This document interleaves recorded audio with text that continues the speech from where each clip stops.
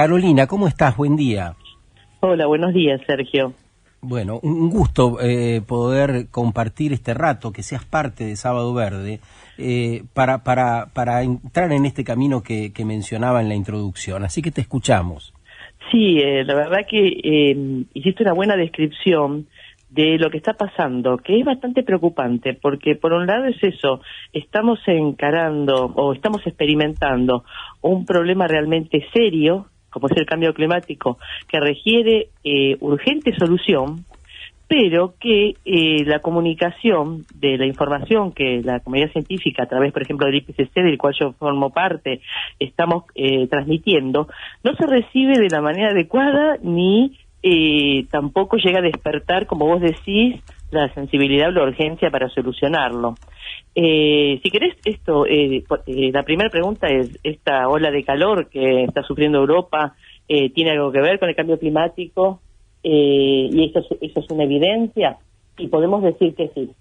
Realmente lo que pasa, como nosotros tenemos nuestro propio caso, que fue la ola de calor de diciembre de 2013, no hace muchos años atrás, Sí. que hubo 18 días consecutivos de temperaturas por encima, muy altas. Todos nos acordamos que la ciudad de Buenos Aires estuvo en jaque, el sistema eléctrico colapsó, la gente en las calles haciendo, en la esquina de mi casa, haciendo fogatas porque se habían quedado sin luz en este momento tan difícil. Y tanto en esa ola de calor como en Europa, lo que ocurre es una combinación de la variabilidad natural del clima que es capaz de generar estas olas de calor sin interferencia humana. Pero el cambio climático que está produciendo las actividades humanas a través de emitir más gases de efecto invernadero en la atmósfera, tenemos evidencias concretas científicas que confirman que son capaces de influenciar estas olas de calor, haciéndolas más intensas y más frecuentes. El ejemplo te doy, no tengo el número del de Europa porque ya todavía está ocurriendo, pero el de la ola de calor de diciembre de 2013 yo la estudié muy bien y pudimos probar que era una condición necesaria que el cambio climático antropogénico, que la influencia del hombre hubiera producido en la atmósfera para que esa ola de calor en particular ocurriera. Pero lo más serio es que esa era una ola tan extrema que antes ocurría en una vez en 75 años. Y ahora el cambio climático la aceleró a una vez en 15 años. Es decir, se aceleró en 5 veces la probabilidad de que tengamos olas de calor como esa, gracias al cambio climático. Es interesante lo que decís, porque reafirma esto que en este año especialmente el panel intergubernamental de cambio climático certificó. Hay evidencia científica que el cambio climático tiene que ver con la acción humana. Ahora bien, ¿qué es lo que no podemos ver? Yo te voy a dar un ejemplo claro donde me parece que de algún modo está tapado lo que necesitamos ver y no lo podemos ver por alguna razón. En la Argentina solemos hablar de los récords que producen las cosechas de los diferentes cereales y leguminosas que producimos. Ahora, nunca asociamos a estas grandes producciones que significan, entre comillas, progreso y bienestar, con la desaparición de las miles de hectáreas de bosques que se producen en la Argentina. Argentina está en el 10º lugar en el mundo entre los países que más deforestan. Por lo tanto, a eso quería convocarte, a que nos ayudes a pensar eso. ¿Dónde estamos mal produciendo para que se produzcan los efectos negativos en el clima que estamos viendo en la Argentina? Tu reflexión a mí me genera dos comentarios. Por un lado, uno podría ser la causa por la cual en la Argentina, al menos, la conciencia no es tan alta, ¿no?, en relación al cambio climático.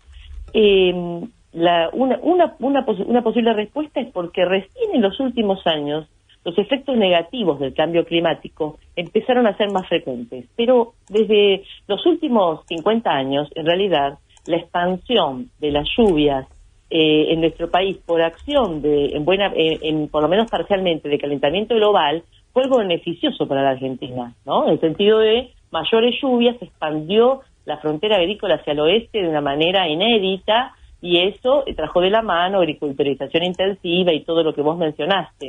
Y escuchamos cambio climático cuando tenemos inundaciones extremas o sequías, que las tenemos, o olas de calor, y allí es la evidencia más grande del cambio climático. Entonces, quizás por eso en nuestro país, si todo pasa en Buenos Aires, eso es otra cosa también. Como la mayor parte de la población vive en ciudades, está como alejada de todos los problemas ambientales, ¿no? Así es. La gente que vive en las zonas rurales lo tiene en la puerta de la casa. Yo no le tengo que explicar nada a alguien que vive en una zona rural. Pero en las ciudades estamos como anestesiados con respecto a eso, lo cual entonces aleja también la amenaza de nuestra zona. Nosotros cuando a la gente, o todos, nos preocupamos cuando nos pasa arriba de nuestra cabeza. Esa es la realidad. Así es. Ahora que citas cosas beneficiosas, vengo de Paraná, Entre Ríos, y me contaba una señora en el avión que en Crespo, otra localidad entrerriana, han llegado unas abejas desde Brasil que parece que producen una miel de alta calidad. Porque venimos hablando justamente de la tropicalización del clima y cómo se empiezan a correr, estos factores climáticos que decís, pero también fruto de eso, las diferentes especies y también cómo beneficia o no a unos lugares. Ahora, estamos hablando de los beneficios. La idea es, si pudiésemos detectar dónde nos está afectando el cambio climático. ¿Hay zonas, hay modos donde podamos ver eso? Sí, están clarísimos. Yo creo que está cada vez más evidente. Nosotros, yo coordiné con Vicente Barros en el año 2014 la elaboración del informe de tendencias observadas y proyectadas del clima en la Argentina para la tercera comunicación nacional, y ahí identificamos las amenazas climáticas más importantes para el país. Y las dividimos por sectores justamente para ayudar a los tomadores de decisión a tener un mensaje claro. En el este del país, vamos a decir la Pampa Húmeda y todo el este de Santa Fe, Chaco y la Mesopotamia, las amenazas más importantes son justamente el incremento en la frecuencia e intensidad de las olas de calor, de la lluvia de verano y de las lluvias extremas en cualquier época del año. Ahora, cada vez que llueve, las chances de que llueva de una forma vigorosa, ¿no? Ya la gente se da cuenta, llueve distinto, ¿no? Claro. Las chances de que llueva de una manera que impacta más son más altas. En el centro y el oeste del país hay un tema que es muy serio y ahí está escondido, porque de nuevo, yo nací en San Nicolás, entonces siempre pienso, tengo esa visión de del porteño y de lo que no ve de las provincias, ¿no? Y hay un tema que no ha aparecido nunca, pero es muy serio, que es que en el centro del país, el oeste de Córdoba, Santiago del Estero, oeste de Salta, tienen una época de lluvias en verano y no llueve en invierno. Es así. Esa sí es la zona más, que podemos decir, tropical de nuestro país, porque para definir un clima tropical tiene que tener estación lluviosa y una estación seca, y ese es el único lugar que la tiene. Sí. Pero el problema es que el cambio climático ha expandido la duración de la época seca, invernal. Entonces, ahora hay una tendencia que el inicio de la estación lluviosa comience cada vez más tarde, lo cual compromete enormemente la disponibilidad de agua, tanto para agricultura como para uso doméstico. En el caso de los Andes, se suma además que el aumento de la temperatura está produciendo el retroceso de los glaciares, que es severo en la mayoría de ellos y son el recurso esencial para el uso doméstico y la agricultura, y sabemos que está comprometido con una producción minera, vamos a decir, descontrolada. Y en el caso de la Patagonia se le suma una tendencia a la mayor aridez.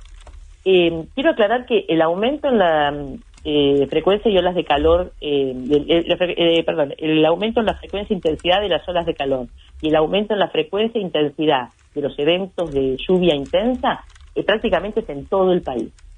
Entonces, y también hay una que es más difícil, una amenaza más difícil de evaluar por falta de datos, pero que se está apareciendo, que es cambios en los vientos, ¿no? Porque las mismas tormentas que producen lluvias intensas también traen vientos intensos, ¿no? Pueden traer granizo, ¿cómo se llama? Descargas eléctricas. Entonces, esos otros fenómenos que tenemos muy pocos datos, desafortunadamente, indirectamente podríamos estar pensando que también están aumentando. Entonces, son muy claras las amenazas climáticas. ¿Qué tal, Carolina? Sí. ¿Cómo estás? Juan Roax te saluda. ¿Qué tal? Un poco escuchándote nos damos cuenta que lo que estamos cambiando, y no está cambiando, estamos cambiando, es nuestra casa, ¿no? Y en muchos casos nos preguntamos hasta dónde tiene capacidad de regeneración o adaptación un ecosistema, una determinada región. Ahora, en función de todo esto que decís, yo lo que me pregunto es, ¿qué tanto podemos adaptarnos nosotros a lo que estamos generando? Mira, lo que preguntás tiene de nuevo dos variantes. Una es, y están interrelacionadas, porque entre estos cambios que no se dan solos, ¿no? Porque como antes había mencionado Sergio, el aumento de las lluvias trajo agriculturización intensiva, eso está degradando los suelos, produce deforestación, que a su vez complica más las cosas. Entonces, esa combinación de problemas ambientales, cuanto más tarde uno los ataque, más altas son las probabilidades de fallar en la adaptación o en frenar el impacto.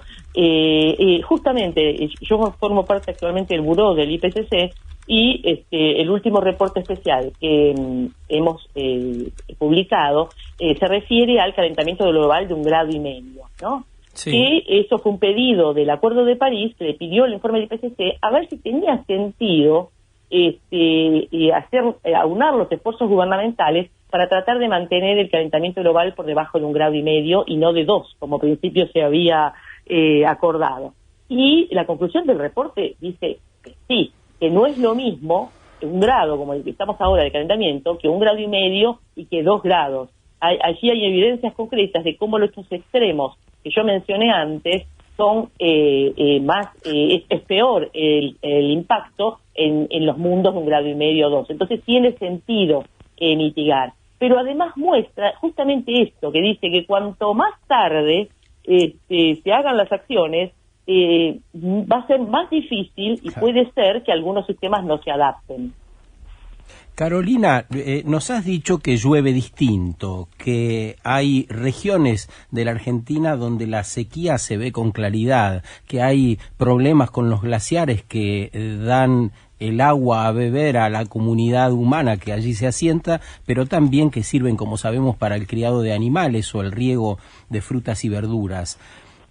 ¿Podemos precisar aún más ya en el minuto final cuáles son las consecuencias en territorio? Supongo que la producción empieza a mermar, que hay problemas para los cultivos, que los vientos o la sequedad donde antes no la había están lavando la tierra. ¿Hay algo que ustedes evalúen paralelamente a todos los fenómenos atmosféricos que citas?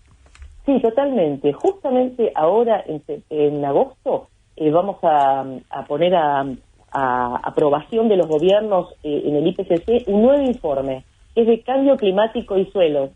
Y justamente allí se ha evaluado la combinación de el cambio climático antropogénico con cambio de uso de la tierra, con el sistema agrícola, y realmente la literatura, los estudios que existen ya muestran que es una combinación desastrosa, ¿no? Porque apunta a que la solución es un manejo se llama un manejo sustentable del suelo, en el cual es importante mantener la naturaleza de los suelos. No hay duda de que la Argentina tiene que tener una política más agresiva para evitar la deforestación, e inclusive tenemos que no solo reforestar, sino aforestar, es decir, expandir las zonas con bosques para justamente proteger suelos, generar recursos económicos y reducir nuestras emisiones de gas de efecto invernadero, que son muy altas debido al sector agrícola.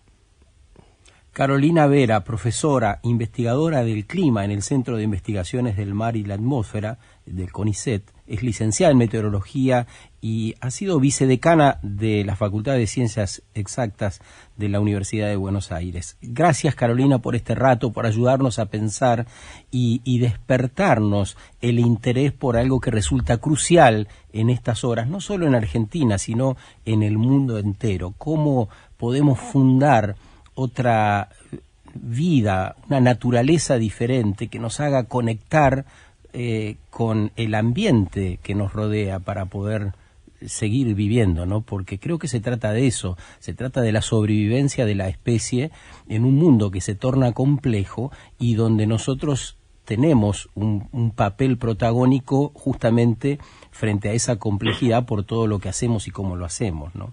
Así que te mandamos un gran abrazo. Bueno, un gusto haber hablado con ustedes. Hasta la próxima.